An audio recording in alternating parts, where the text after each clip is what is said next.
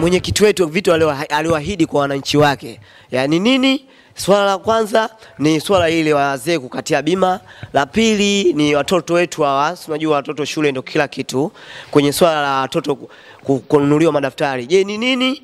Alichoahidi ni kweli au la? Mimi sijui, nataka tujue leo mwananchi mwenzangu hapa wa Kairuki TV, angalia leo tujue kweli hivi vitu alivyoahidi ni kweli au la.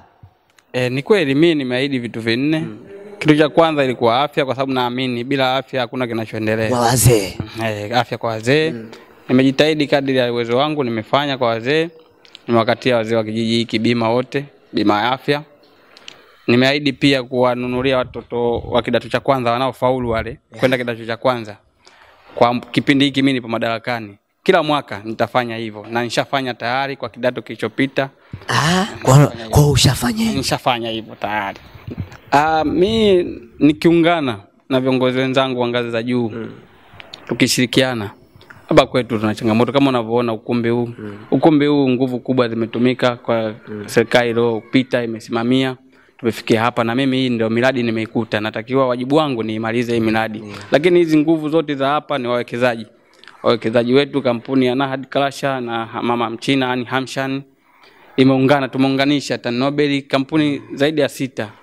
Tumewaita, wametuelewa na sasa hivi wamejenga ukumbi huo, sema haujaisha, na sasa hivi mwezi wa 9 nadhani natarajia niwaite ili mradi waone, niwapongeze kwa hapa tulipofikia, lakini sasa tukae na mipango ili tumalizie ukumbi.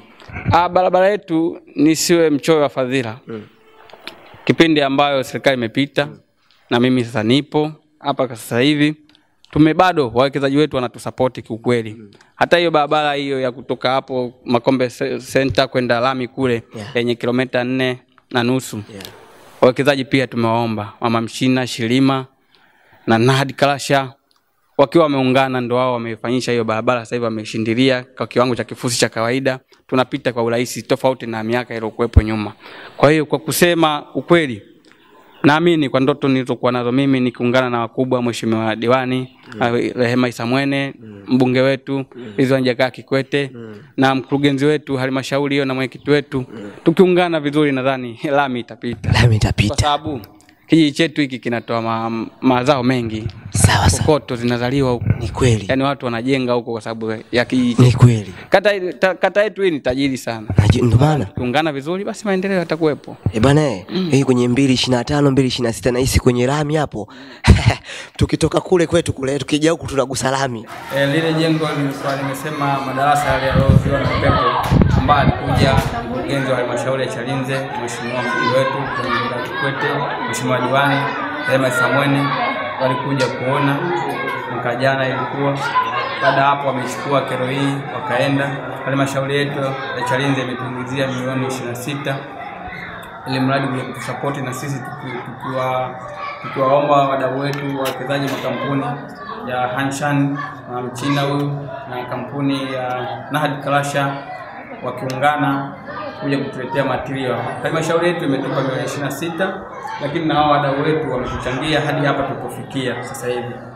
Ni madarasa mawili na ofisi imejengwa. Kwa hivyo yani kwa gharama hizo ambazo tumepata na hao wadau wetu, sasa hivi hali ipo hivi. Tunajipanga sasa ili kumalizia kuwaita wadau wetu na serikali pia ione support ili tumalizie ili watoto wetu waweze kupata elimu.